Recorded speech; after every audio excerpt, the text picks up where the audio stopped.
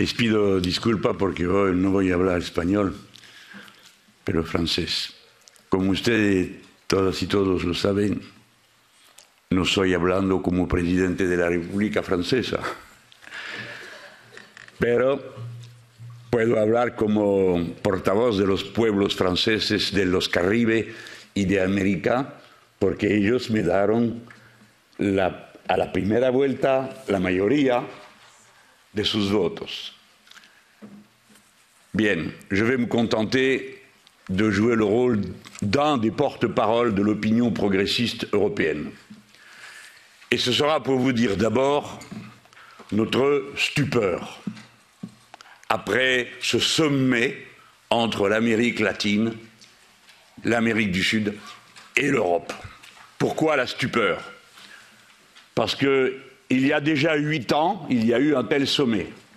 Et nous n'avons observé aucun autre résultat qu'une montée du mépris, de l'inefficacité et du développement du modèle néolibéral dans le monde. Point final. Et là, on se réunit, il y a tous les pays européens, 33 nations des Amériques, et on ne trouve pas un instant pour essayer d'apporter une solution ou un secours au peuple martyr des embargos décidés par l'Empire depuis 60 ans contre Cuba et contre Venezuela. Alors que tous nos pays ont voté contre l'embargo contre Cuba. Alors si tous nos pays votent contre l'embargo contre Cuba, pourquoi, quand ils se réunissent avec l'Amérique du Sud, ils ne disent pas un mot de cet embargo pour essayer de soulager la peine du peuple cubain et de même du peuple du Venezuela? À quoi bon faire un sommet où se retrouvent les représentants des nations d'1 milliard d'êtres humains, 60 pays regroupés, et on ne dit pas un mot des grandes causes communes de l'humanité? Nous représentons, nous autres Européens et les Amériques, plus de 50% de la biodiversité connue dans le monde.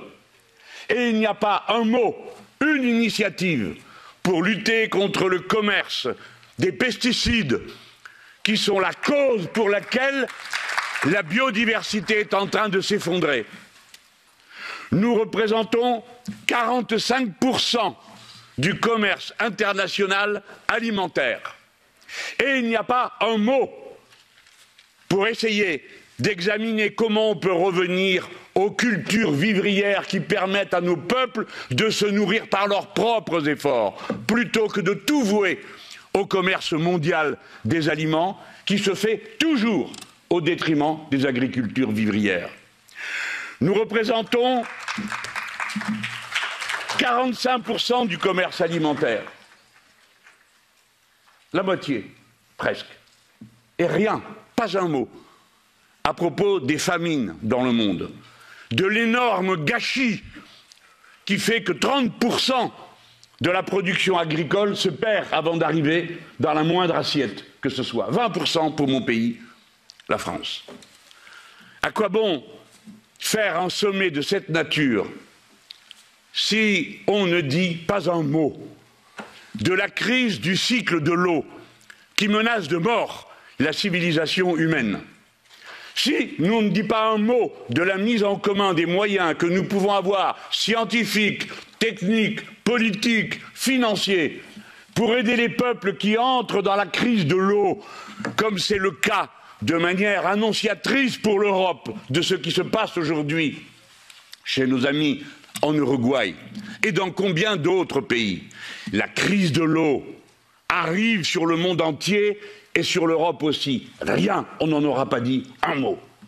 On a parlé de lithium, on a parlé de l'accord insupportable Mercosur, on a parlé du commerce, et c'est-à-dire de quoi? De l'idée que le marché va organiser l'équilibre du monde.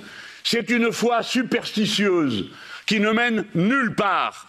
Le marché ne fera rien d'autre que de provoquer une aggravation de la catastrophe. C'est croire qu'on peut échapper à la catastrophe qui s'avance vers nous autrement que par la raison la décision commune, la science, comme l'a dit Gustavo Petro tout à l'heure. Il n'y a pas d'autre issue que celle-là. Et cette catastrophe s'avance. On se réunit à 1 milliard d'êtres humains, 60 pays, et on ne prend aucune initiative pour la paix sur le continent qui a été le ventre fécond de 2 guerres mondiales et qui nous amène jusqu'au bord à nouveau d'une guerre généralisée. La seule chose que l'Europe a essayé de faire, c'est d'embarquer les pays d'Amérique latine quasi de force et en leur tordant les bras dans une politique agressive qui de toute façon ne mène nulle part, et nous le savons tous. J'achève en disant que, naturellement, l'Europe a méprisé l'Amérique latine quant à l'initiative de l'Équateur. Elle avait proposé un cadre légal international pour que les grandes multinationales rendent des comptes sur leurs responsabilités sociales et sur leurs responsabilités environnementales. Longuement boycotté toutes les réunions à l'initiative des États-Unis d'Amérique. L'Europe a méprisé la proposition de la Bolivie quand elle a proposé la constitution d'un tribunal climatique international et l'inscription dans toutes les constitutions du droit à l'eau. L'Europe, une nouvelle fois, a été forte en parole et pauvre en actes. Une nouvelle fois, aura donné des leçons à tout le monde, sans s'en appliquer aucune à elle-même. La vérité est que l'humanité est en danger, que ce qui met en danger l'humanité, c'est le capitalisme, parce qu'il non seulement a créé la crise climatique par son irresponsabilité, criminel quand il savait, notamment pour les compagnies pétrolières, quel désastre allait se dérouler. Le capitalisme est responsable de cette situation. Il ne peut pas se modérer. Il tire profit des catastrophes qu'il provoque, du moins pense-t-il pouvoir durer et continuer à le faire aussi longtemps qu'on lui permettra de le faire. L'humanité est en danger, il lui faut d'urgence rompre avec ce mode de production, avec les rapports sociaux, avec les rapports culturels et humains qu'il implique. Nous sommes en danger, l'heure est celle des grandes causes communes de l'humanité. L'heure est celle de l'intérêt général humain opposé à l'intérêt du capital.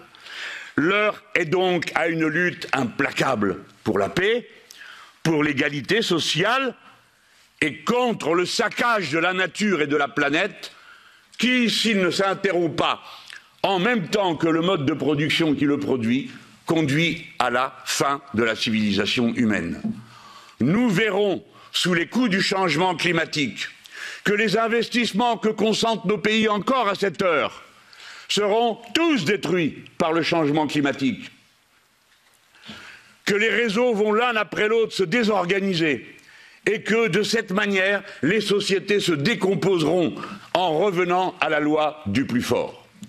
Il est temps urgemment de faire cesser la guerre qui suit l'invasion de l'Ukraine par la Russie. Il est temps de faire baisser la tension absurde qui est créée avec la Chine au seul profit des États-Unis d'Amérique, du moins peuvent-ils le croire, car la tension et la guerre n'est jamais au profit de personne en général.